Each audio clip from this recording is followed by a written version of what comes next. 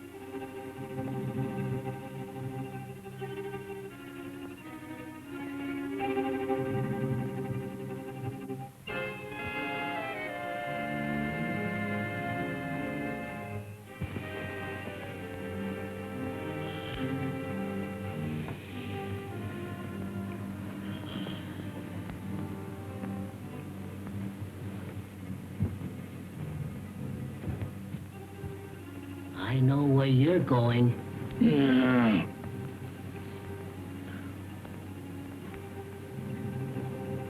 Someday, the master will catch you. Then you'll be sorry.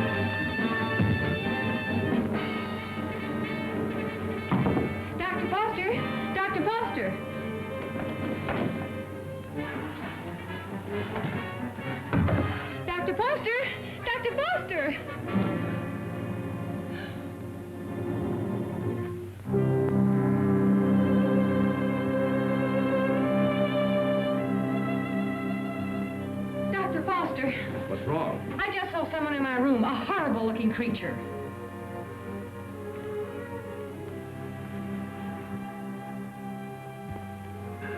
He disappeared back there.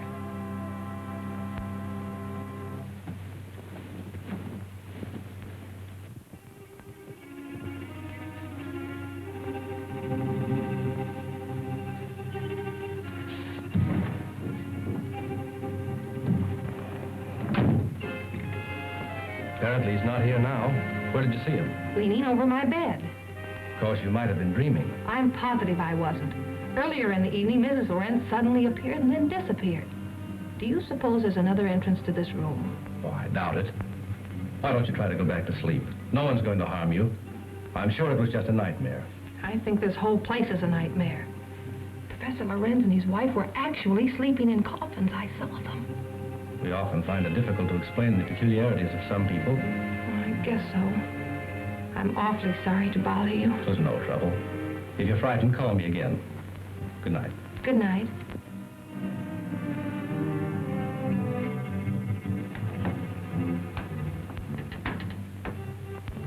What is the trouble? The angel. He has disturbed our guests. Always the angel. He is a menace to us. Yes. I think the time has come to dispose of him.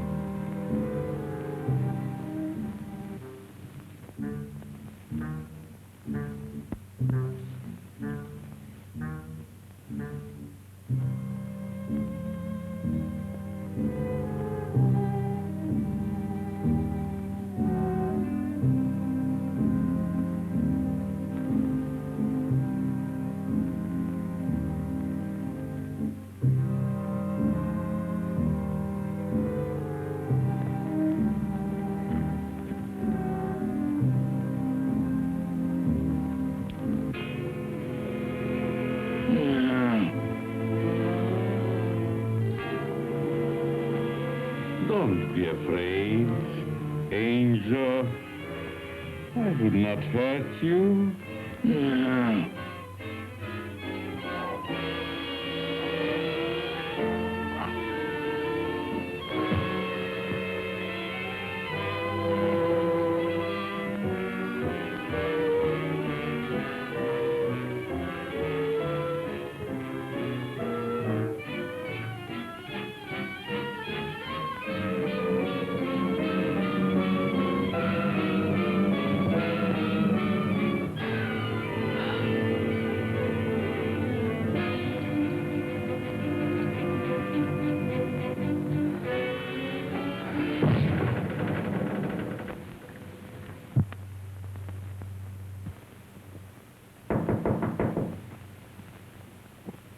Yes?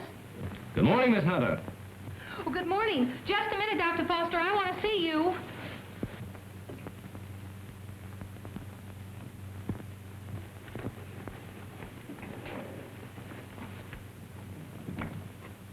Oh, I'm sorry. I thought you were up. Up? I've been up all night with dead people. Dead people? What do you mean? Come in and I'll tell you.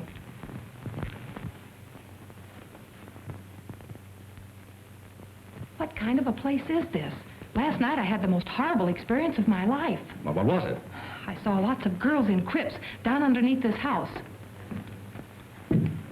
Pardon me. What was that you were saying, Miss Hunter? Why have you a mausoleum in the basement? Mausoleum? What are you talking about? You know what I'm talking about. All those dead girls and that horrible dead creature. My dear, you must have had a bad dream. Now look, Professor, this was no dream. When did you see all this? Shortly after I called you and told you about that horrible creature in my room. Is that true, Dr. Foster? Well, I don't recall anything about it, Miss Hunter. You must be mistaken. Well, if I was dreaming, it was the darndest nightmare I've ever had. Well, I slept very soundly myself. Miss Hunter was rather upset, I think, when she retired. You see, in our dreams, our minds play strange tricks on us sometimes. Yes, I suppose so. Oh, Professor, that orchid I brought up here to show you's gone. I couldn't find it in my bag. That's too bad. Perhaps you forgot to pack it. Will you be down soon? Yes, right away. Are you coming, Doctor? Of course.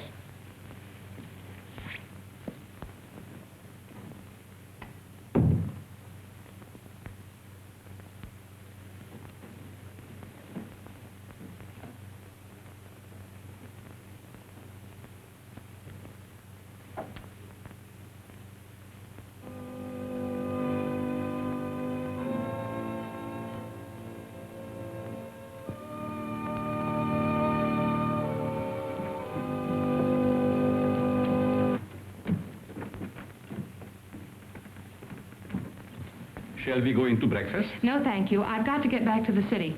Will you drive me to the station, Dr. Foster? I'll be glad to. But what about the interview? Well, that'll have to wait until some other time. I just remembered an appointment at the office, so I've got to catch the next train. You'll excuse me, Countess? Yes, I will excuse you. Oh, Professor, do you also make a hobby of collecting coffins? Why, yes, in a manner of speaking. I find a coffin much more comfortable than a bed. Many people do so, my dear. Is it so strange that I accept one while waiting for eternal rest? No, I suppose not. Well, thank you for your hospitality. Goodbye. I trust we will meet again. It has been so nice meeting you.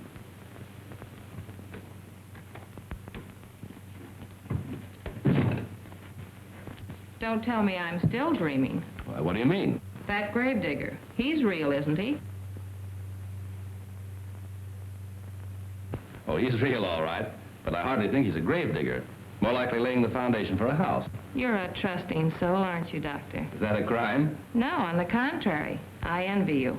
Are you trying to make me believe you're one of those hard-boiled reporters that we read about or see in the movies? No, but working on a newspaper, one becomes cynical and suspicious.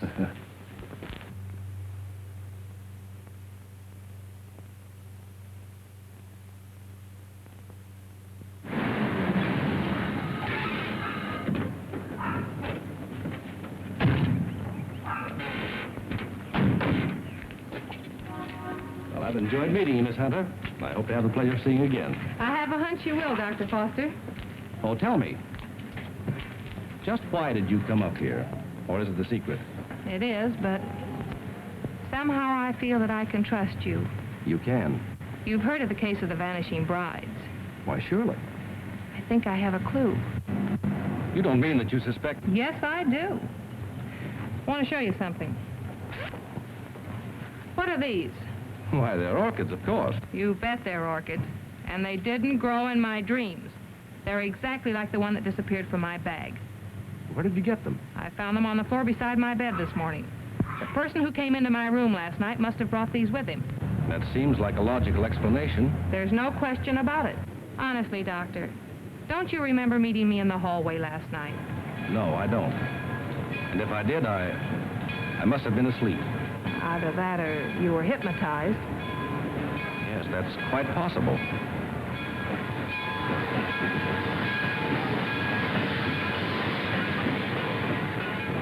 Well, watch your step. And if you discover anything, phone me. That's a promise. Goodbye. Not goodbye. Au revoir.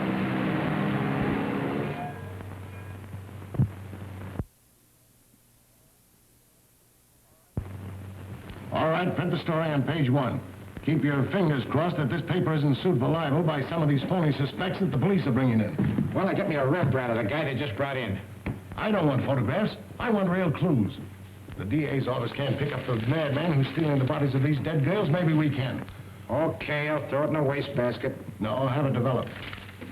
Doyle, where's Lefty? Over at Central Station. The only thing he gets over there is a game of gin rummy. Tell him to get back here. Well, I got something. I'll say you have your fired. What do you mean? You can't do that to me. Listen, just because the bodies of dead girls disappear is no reason why you can do a vanishing act. But you gave me the assignment. Yeah, I suppose I did. All right, where have you been? What have you uncovered? Well, hey, not so fast.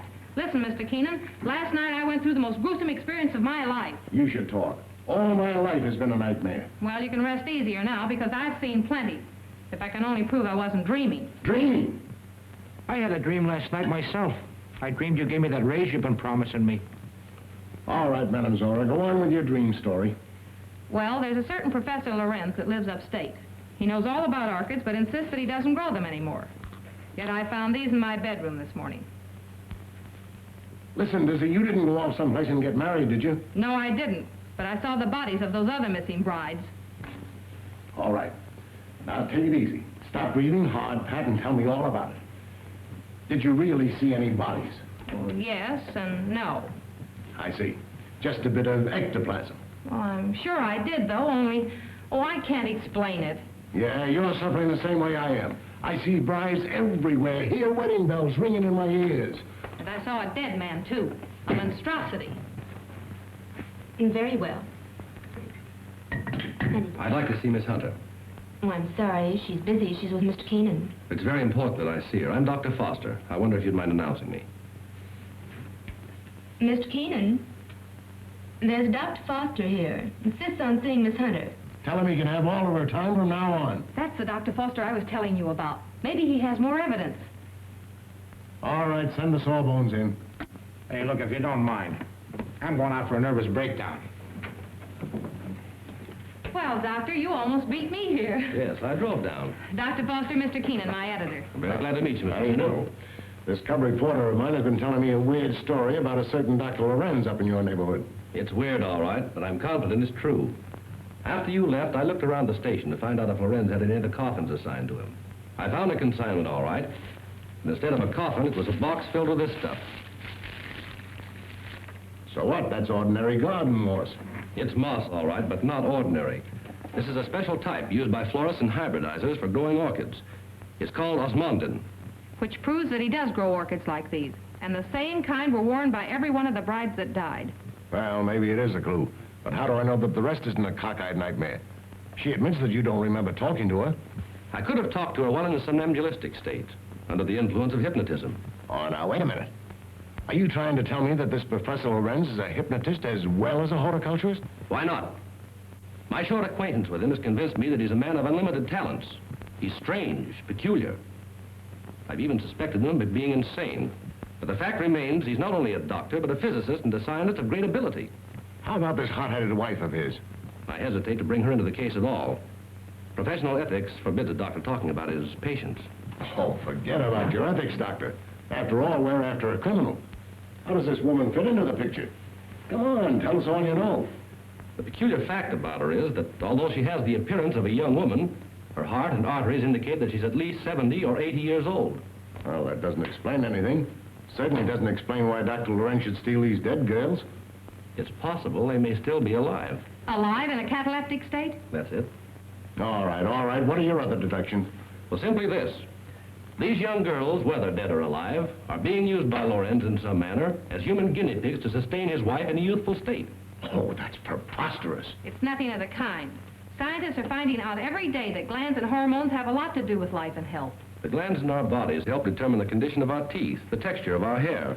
All right, we'll admit all that. But I wouldn't dare print such a fantastic story. I bring you the biggest story of the year and a chance to get this newspaper a real scoop, and you call it fantastic. All right, I'll put Doyle on it to track it down. I'm afraid you won't get very far. Professor Lorenz is a clever man, clever enough to withstand any investigation and destroy any evidence. Why not trap the fellow? How? Well, he steals dead brides, doesn't he? Oh, now look, Pat, do you want to be a June bride? Oh, sure. I mean, that is, no, not yet. Anyway, Lorenz knows me. All right, then stop talking nonsense. This paper can't assume the responsibility of such a harebrained scheme. Oh, please, Mr. Keenan, you can't pass up an opportunity like this.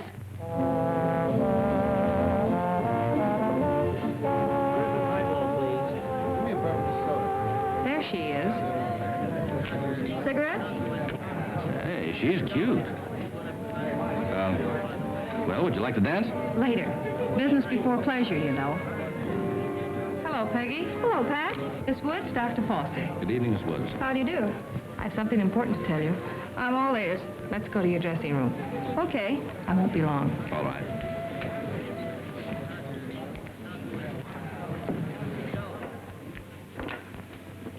Peggy, I've landed a good part for you. A chance to prove your talent. Really? What is it, a picture or a play? Neither one. My paper's going to stage a phony wedding, and we want you to be the perfect June bride. Now, wait just a With minute. bridesmaids and flowers and all the trimmings. What is it, a circulation stunt? No. You've heard of the case of the vanishing brides. Sure. Well, this is a plan we have to trap the person who's been stealing their bodies. Are you kidding? Certainly not. The job will pay you plenty. How will I collect if I'm dead? You won't be dead. All you have to be careful of is not to smell any flowers. All I do is lie 6 feet underground and push 'em up. Nix, count me out. Listen, Peggy, I'm offering you a chance to get your picture on the front page of every newspaper in this country. Overnight, you'll be famous. Broadway producers and Hollywood studios will be offering you contracts. Why, it's the chance you've been waiting for.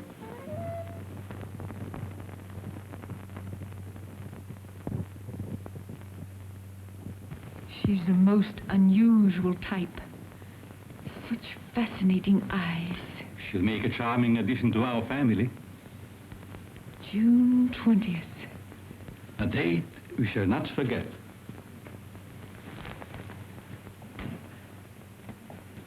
Faga, what are you doing in this part of the house? Master, I keep hearing my son's voice calling for me. Your son is better off where he is. Go back to your work. Master, you shouldn't have done it. He didn't deserve to die. Do what I say and don't come up here again. Yes, master.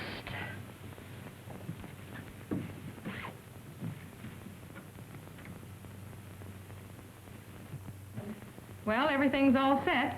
She's young and pretty. Yeah. What assurance have we that this Lorenz guy will show up to make the snatch? And what happens if he does kidnap this fake bride? Well, the private chapel and neighborhood will be covered with guards, and, well, Lorenz hasn't a chance to escape. Providing he shows up. And if he doesn't, I'm the sucker and out $500. And if he does, you have an exclusive story with big, juicy headlines.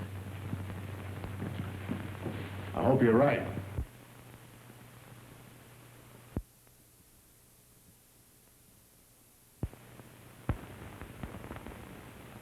Well, blushing bride, here's where you go on for your big scene. Or big flop.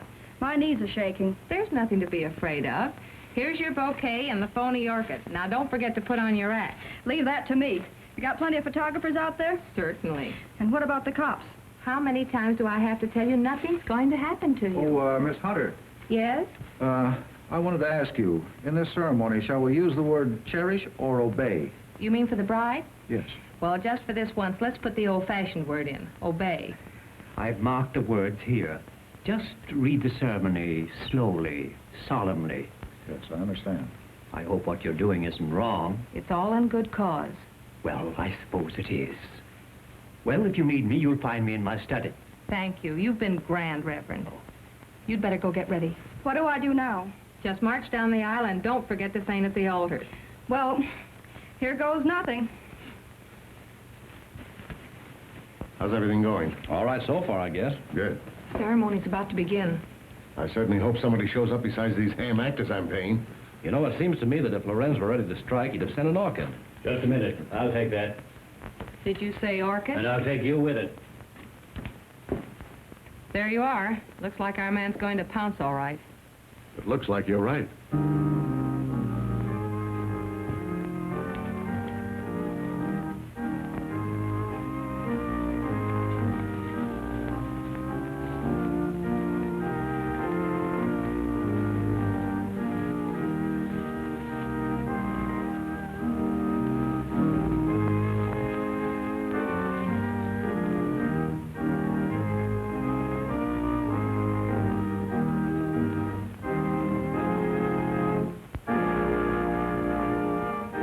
It looks just like a real wedding, doesn't it? Yes.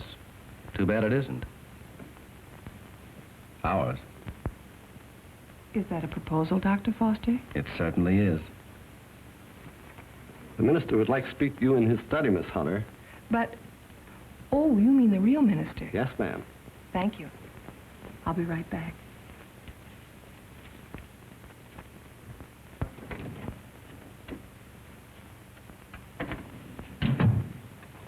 You wanted to see me, Reverend?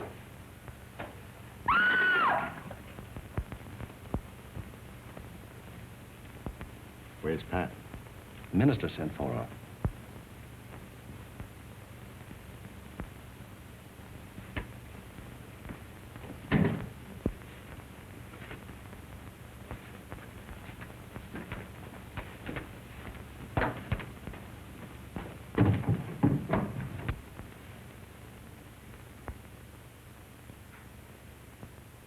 I'll be right back.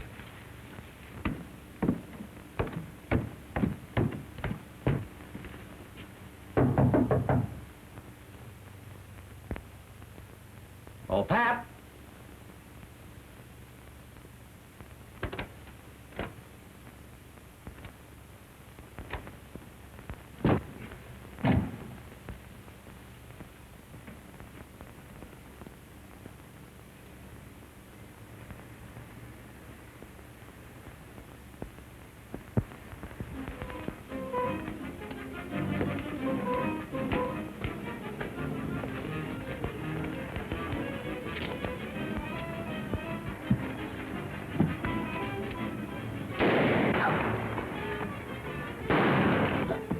Please, Master, don't leave me.